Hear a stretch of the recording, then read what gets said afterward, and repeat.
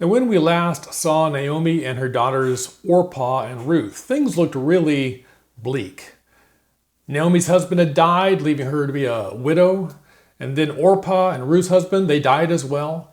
So they had no husbands, they had no children, they were widows with no means to support themselves, no one to provide for them. And so the women had obviously fallen on really tough times. They'd been knocked down, left destitute, at no fault of their own. And by all accounts, the situation of these poor widows just seemed hopeless.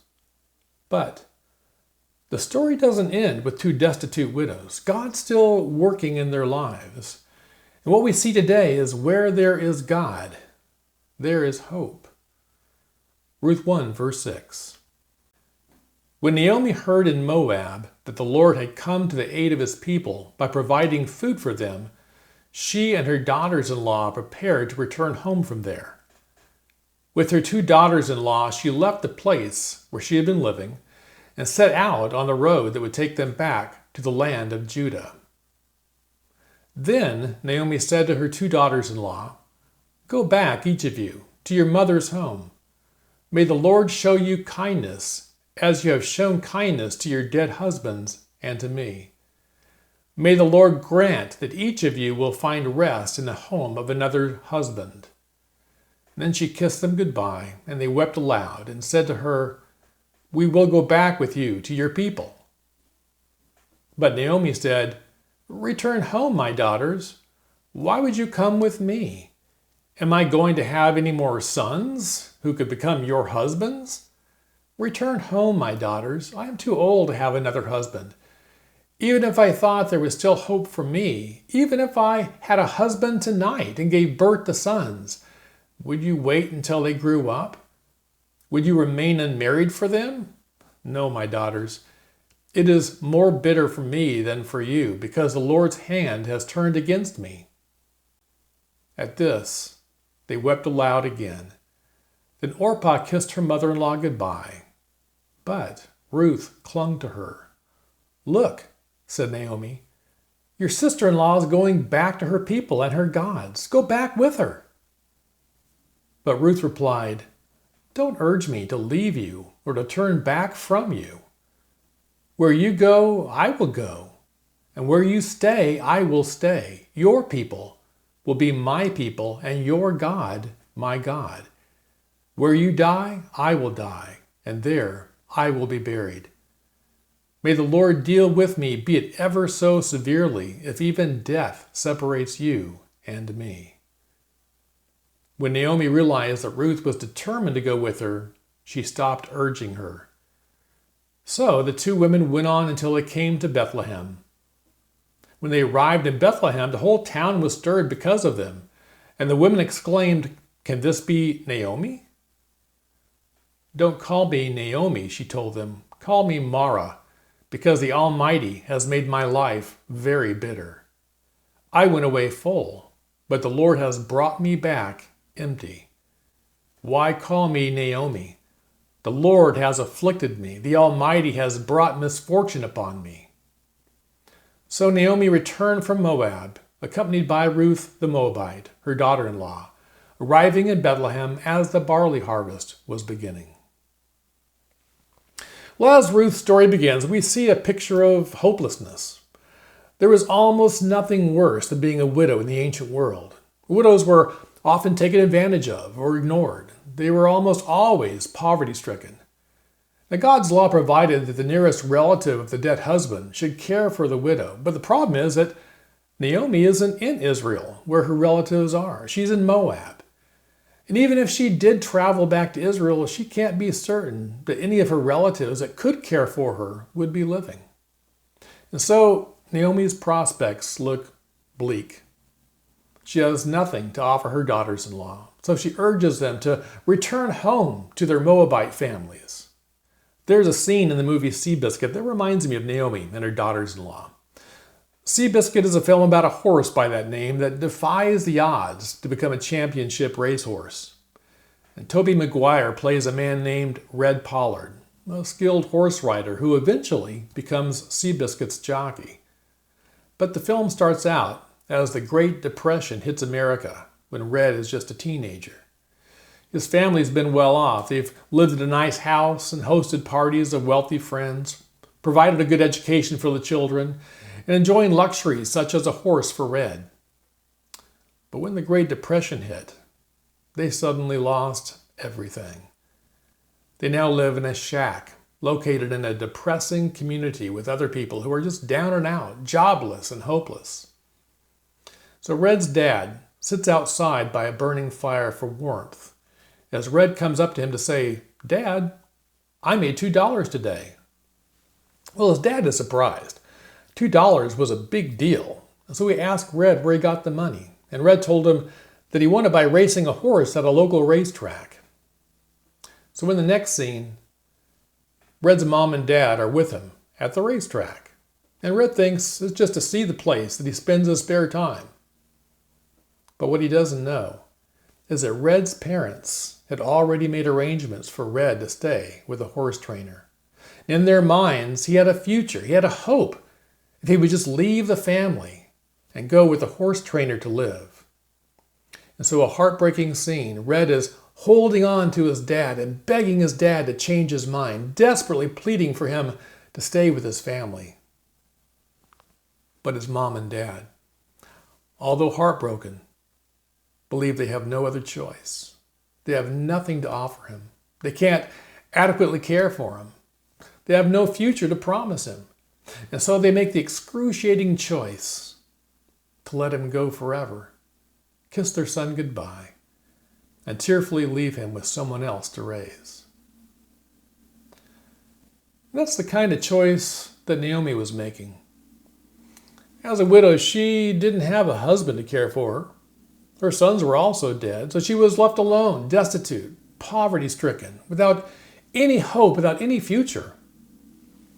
And since Naomi's sons were dead, that meant that her daughter-in-law, they were widows too. They were in a bad situation, just as Naomi was.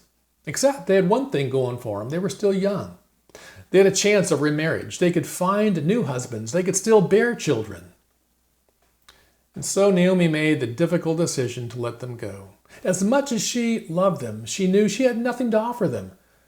Their future with Naomi would be extremely hard, a hard life of poverty. And so she urges them to go back to their Moabite families, to start a new life, to leave her behind for a hope of a better future. But then the story takes a turn. In the midst of this hopeless situation, we see an act of kindness. The word kindness is the Hebrew word hesed. And hesed is a very important word in the Old Testament. It speaks of God's covenant loyalty to his people. Whenever the word is used, we need to remember that it is primarily a word associated with God and his covenant relationship with his people, that he is unwaveringly true to his word and faithful in his character. So, how is hesed translated?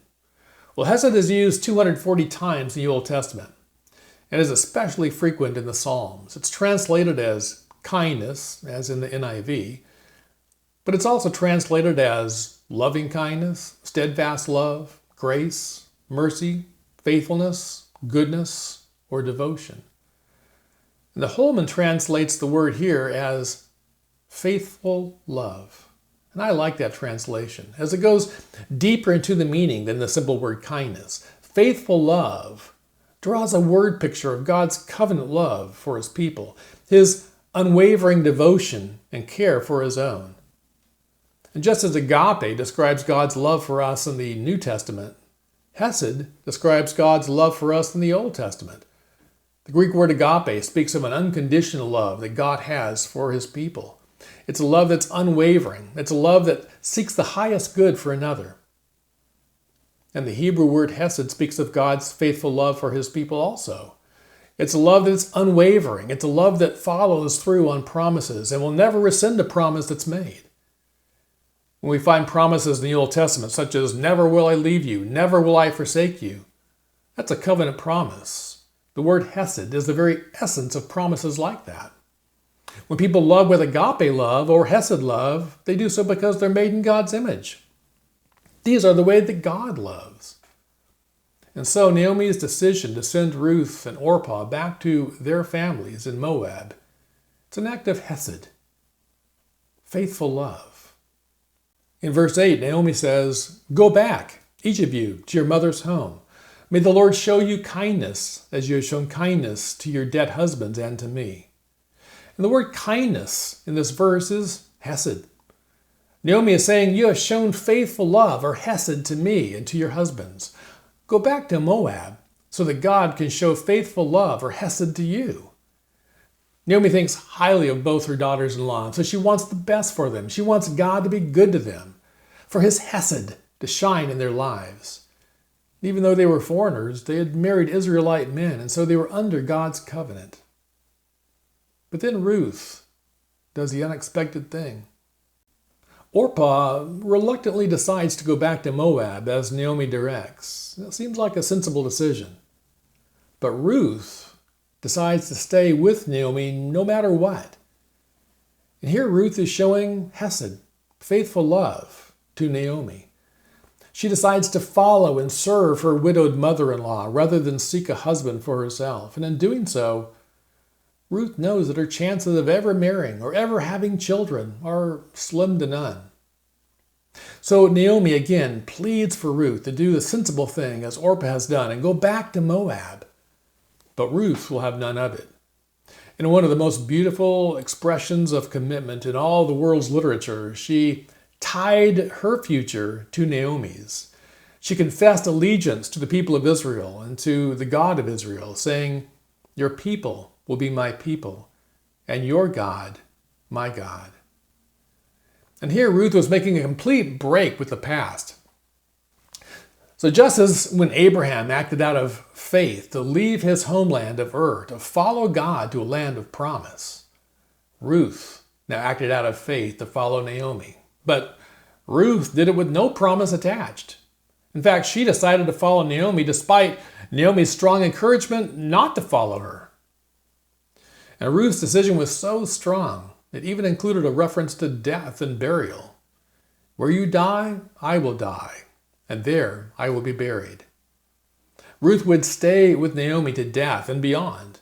And then Ruth even took her commitment to Naomi even further. May the Lord deal with me, be it ever so severely, if even death separates you and me. So she invites God's judgment upon her if she were to ever break this commitment of loyalty to Naomi. So obviously, Ruth didn't take her commitment to Naomi lightly. These weren't just empty words. This was a sacred oath that Ruth took before Naomi in the presence of God. And the interesting thing about it is that Ruth wasn't obligated to stay with Naomi at all. Naomi begged her to leave, but she did so with an eye to Ruth's future. It was an act of hesed that caused Naomi to try to persuade Ruth to go. It was for Ruth's good, not Naomi's. But Ruth did the surprising thing. And although freed from any obligation to Naomi, she pledged her life to her anyway. Ruth's commitment promised nothing in return. It was made for Naomi's good, not Ruth's. It was an act of extreme loyal love. It was an act of hesed. As today's story concludes, we see a glimpse of hope. Naomi and Ruth enter Bethlehem as poverty-stricken widows. And word quickly spread around the whole town that Naomi had returned. We need to keep in mind that Bethlehem was a small town, so word could get around very quickly. We sing the song, "O Little Town of Bethlehem," and it really was a little town. The population of the town was probably no more than 200 people. And when the people saw Naomi, they were shocked. They said, "Can this be Naomi?" They may have been shocked at what the few years had done to Naomi's appearance. We've all seen a stranger on the street with sad eyes and sun-wrinkled skin and tattered clothing and thought to ourselves, that person has had a hard life. And certainly, Naomi had experienced extreme hardship. She looked old beyond her years and just beaten down. But beyond her appearance, I think they were also shocked at her personality. Remember, Naomi's name meant pleasant. She was a happy, upbeat person. She was the kind of person others enjoyed being with because of her positive outlook on life. She's the kind of person that when life gave her lemons, she made lemonade. But she's not that person anymore. And she says, "Don't call me Naomi, call me Mara, because the Almighty has made my life very bitter. I went away full, but the Lord has brought me back empty. Why call me Naomi? The Lord has afflicted me. The Almighty has brought misfortune upon me." The name Mara means bitter. And since in that culture a person's name reflected their character, she changed her name. She was no longer the pleasant, upbeat, happy person everyone knew her to be. She was a bitter person. If that was how the story ended, it'd be quite unsatisfying. Recently, Judy had me watch a Kevin Costner movie titled Message in a Bottle. And so I was watching this movie with her, and it's a romance, but with a bitter ending. And instead of the two love interests getting together and confessing their love in the end, the Kevin Costner character dies in a boating incident. So Kevin dies, and the movie ends. No hope whatsoever. Well, in the story of Ruth and Naomi, there's plenty of gloom and doom. But in all this gloom and doom, there's also a glimpse of hope. The story doesn't end with Naomi being all bitter. Instead, Naomi and Ruth are arriving in Bethlehem as the barley harvests are beginning. And the barley harvest in Bethlehem would begin in mid to late April as the rainy season comes to a close. This is a good time to arrive in Bethlehem. Obviously, the drought has passed. The harvest time is a time of celebration. It's a time of new life. It's a time of hope. And so we have this contrast. There's Naomi, worn down and worn out, insisting that the people of the town stop calling her pleasant, call me bitter instead, she says, because that's what I am. And yet, this is the happiest time of the year for the town. This is a time of renewal, a time of joy. This is the time that the people are reminded of God's blessing and faithfulness. And it kind of reminds us that where there is God, there is hope. Naomi believed in God, but allowed her circumstances to take the focus off of her hope. But she still had hope because she still had God. And God was still working in her life, even though she couldn't see it at the time. There are a lot of people in the world like Naomi. They're good people. They may even be godly people. But they've lost their hope. Life has turned sour on them. And they've allowed life's circumstances to turn them bitter. But we've got to remember that the hope of the Christian is not based upon circumstances, but upon God Himself. God is faithful to His people. He has shown that faithful love, that hesed, throughout all time. And even when we feel that we've reached rock bottom and that all hope is lost, it really isn't lost at all. Our hope is in God, and God is faithful.